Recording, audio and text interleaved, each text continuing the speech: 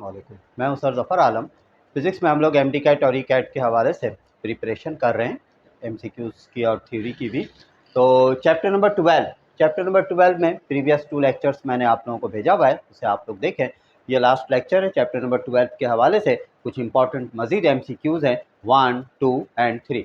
First MCQs देखिए क्या कहा जा रहा है। An electron is situated Midway between two parallel plates. दो पैरेलल प्लेट्स हैं और उनके दरमियान में एक इलेक्ट्रॉन मौजूद है, ठीक है। और उन दोनों पैरेलल प्लेट्स का दरमियानी फासला कितना बताया गया है। The distance between two parallel plates is 0.5 centimetre. तो मैं यहाँ सिंप्लीफाई कर रहा हूँ, देखें डी इज गिवन 0.5 सेंटीमीटर।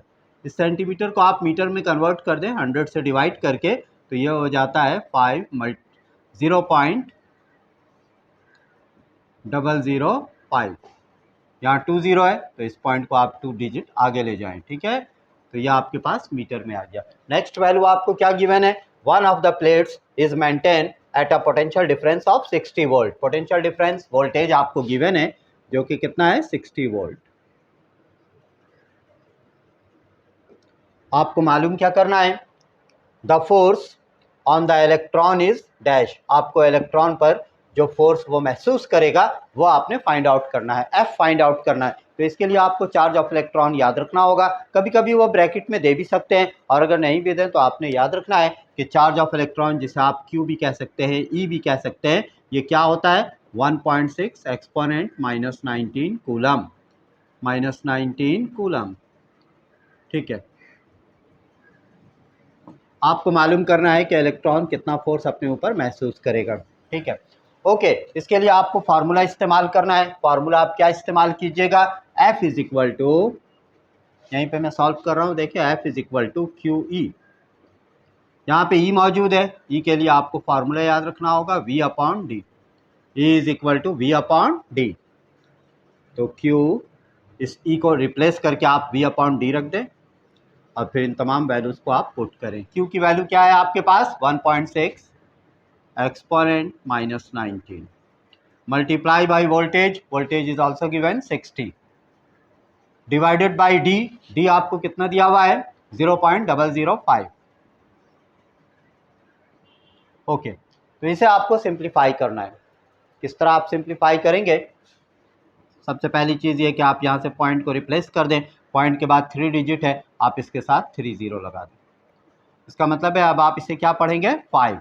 5 से आप कैंसिल करें, 5 1 ज़ा 5, यहाँ भी 5 1 ज़ा 5, 5 2 ज़ा 10 और ये 3 0।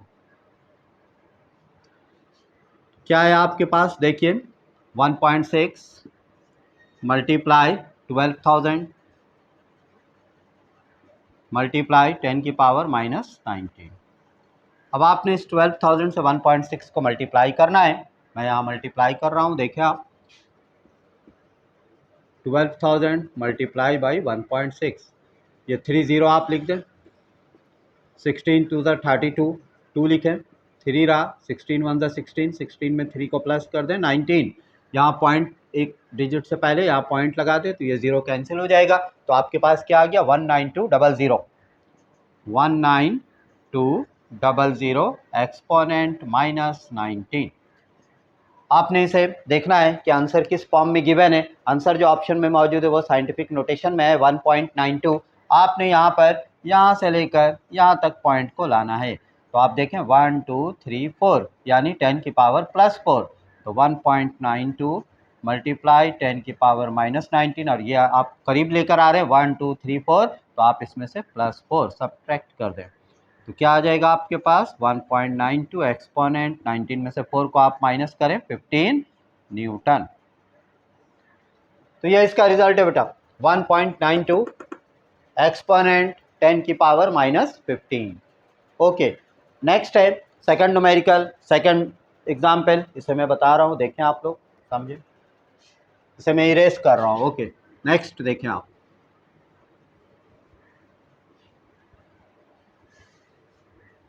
नेक्स्ट में आपके पास क्या कहा जा रहा है, 2 capacitors 6 microfarad and 12 microfarad are in series. यहाँ पर आप देखें कि 2 कैपेसिटर आपको किस चीज़ में दिया हुआ है, सीरीज में दिया हुआ है, और पोटेंशियल डिफरेंस कितना अप्लाई किया जा रहा है 180। मैं यहाँ पर इससे रिलेटेड डायग्राम बना रहा हूँ। 2 कैपेसिटर्स आर गिवन,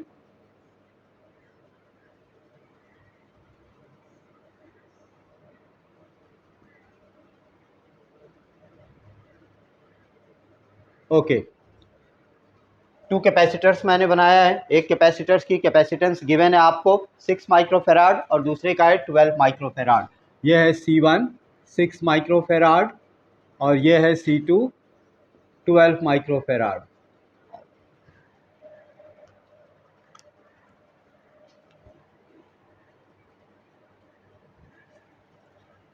ये है 6 माइक्रोफेराड और ये C2 आपके पास है 12 माइक्रोफेराड। यहाँ से पोटेंशियल डिफरेंस या वोल्टेज कितना अप्लाई किया जा रहा है? 180 वोल्ट्स।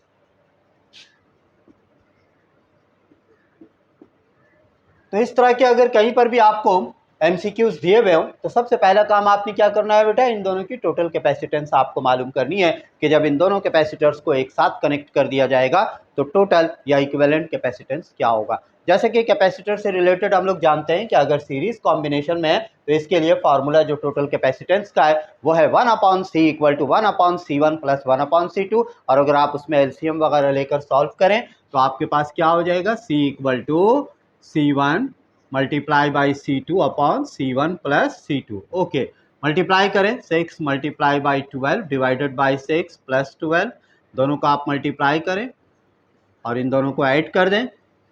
इन दोनों को आपने कैंसिल करना है, 4 आ जाता है, 4 माइक्रोफेराड। और अगर आप इसे फेराड में कन्वर्ट करें तो क्या होगा, 4 मल्टीप्लाई 10 की पावर -6 फेराड। वोल्टेज आपको बता दिया गया है, ये तो आपके पास C है। Voltage is also given here which is 180 volts. आपने फाइंड आउट क्या करना है, ये देखना है। आपको यहाँ पर चूंकि ऑप्शन में दो आंसर दिए हुए हैं, इसका मतलब है कि ये पहला आंसर कैपेसिटर C1 के लिए है और ये दूसरा आंसर कैपेसिटर C2 के लिए है। आपको इन दोनों की पोटेंशियल डिफरेंस मालूम करनी है, वोल्टेज मालूम करना है। ठीक है, तो सबसे पहले आप Q के लिए फार्मूला लगाएं, Q equal to CV। C कितना गिवन है आपके पास, टोटल कैपेसिटेंस 4 मल्टीप्लाई 10 की पावर -6 और V आपको कितना गिवन है 180।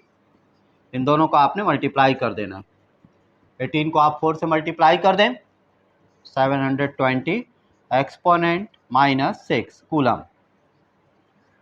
आपको चूंकि इन दोनों पर पोटेंशियल डिफरेंस मालूम करना है कि इसको कितना पोटेंशियल डिफरेंस मिल रहा है और इसके अक्रॉस कितना पोटेंशियल डिफरेंस है। चूंकि ये सीरीज कॉम्बिनेशन में है लिहाजा आपको ये बात याद रखना है कि दोनों को पोटेंशियल डिफरेंस डिफरेंट मिलेगा, लेकिन दोनों को चार्ज एक जैसे मिलेंगे। चूंकि रास्ता एक ही है, इलेक्ट्रॉन के फ्लो होने के लिए रास्ता एक ही मिल रहा है, इसलिए चार्ज दोनों के सेम होंगे, जो कि टोटल चार्ज किसके इक्वल होगा, Q के इक्वल होगा। तो अब आप वोल्टेज के लिए फार्मूला लगाएं, V1 equal to Q upon C1 और दूसरा फार्मूला आप क्या लगाएंगे, V2 equal to Q upon C2।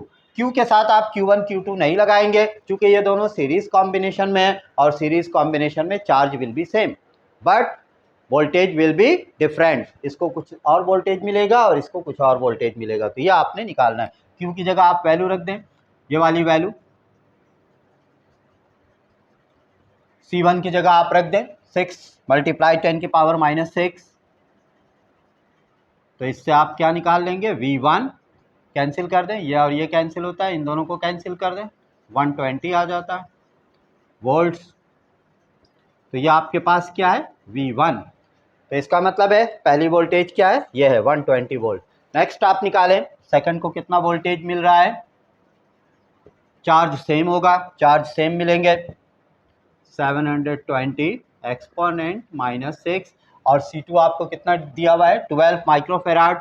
Micro को रिप्लेस कर दें आप 10 की पावर -6, ये और ये कैंसिल हो जाते हैं, इन दोनों को आप कैंसिल कर दें 60।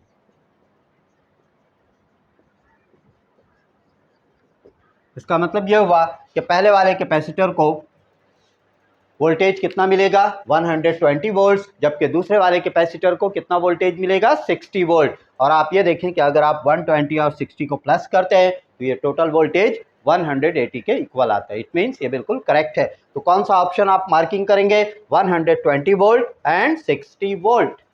ओके, नेक्स्ट आप देखें, नेक्स्ट जो है एमसीक्यूज, ये भी इसी टाइप का है लेकिन इसमें कुछ और मालूम करने के लिए कहा जा रहा है। यहाँ कहा जा रहा है कि आप दोनों कैपेसिटर को कितने चार्ज मिलेंगे ये मालूम करें।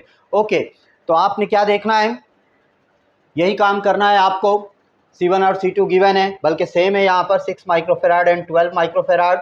वोल्टेज आपको कितना दिया हुआ है, यह आप देख लें 180 वोल्ट्स, यही वाले वोल्टेज आपको गिवन है। तो आप यहाँ पर सबसे पहले टोटल कैपेसिटेंस मालूम करेंगे, जो कि हमारे पास आ जाता है 4 × 10⁻⁻⁶। इसके बाद आप वोल्टेज देखिए कितना गिवन है, 180 वोल्ट। आप सबसे पहले टोटल चार्ज मालूम कर लें, जो कि यहाँ पर Q = CV के फार्मूले से आता है 720 × 10⁻⁻⁶ कूलम। आप ये बात याद रखें कि चूंकि यहाँ पर ये दोनों सीरीज कॉम्बिनेशन में है, लिहाजा जितने चार्ज इसको मिलेंगे पहले वाले कैपेसिटर को, उतना ही चार्ज आपको सेकंड कैपेसिटर को भी मिलेगा। तो दोनों के लिए चार्ज की क्वांटिटी या मिकदार क्या होगी, सेम होगी। इट मीन्स आप ऑप्शन में इसी जवाब को मार्किंग करेंगे 720 एक्सपोनेंट -6, या अगर ये पावर में होगा साइंटिफिक नोटेशन में तो 7.2 एक्सपोनेंट -4 हो जाएगा, लेकिन दोनों सेम होगा। तो इसका मतलब है कि कॉमा देकर दोनों वैल्यूज़ जो बिल्कुल सेम वाले हैं वही वैल्यूज़ यहाँ पर आप ऑप्शन में मार्किंग करेंगे, क्योंकि सीरीज कॉम्बिनेशन में दोनों पे चार्ज की मिकदार क्या होती है, यकसां होती है या कांस्टेंट होती है। तो इस तरह चैप्टर नंबर 2 के तमाम MCQs हम लोग कंप्लीट कर लेते हैं, जो कि चैप्टर नंबर 12 इलेक्ट्रोस्टैटिक्स से रिलेटेड है। और इंशाल्लाह नेक्स्ट लेक्चर में मैं आप लोगों को चैप्टर नंबर 13 उससे रिलेटेड जितने भी इम्पॉर्टेंट MCQs है वो इंशाल्लाह मैं आप लोगों को समझाऊंगा और बताऊंगा। Okay, thank you.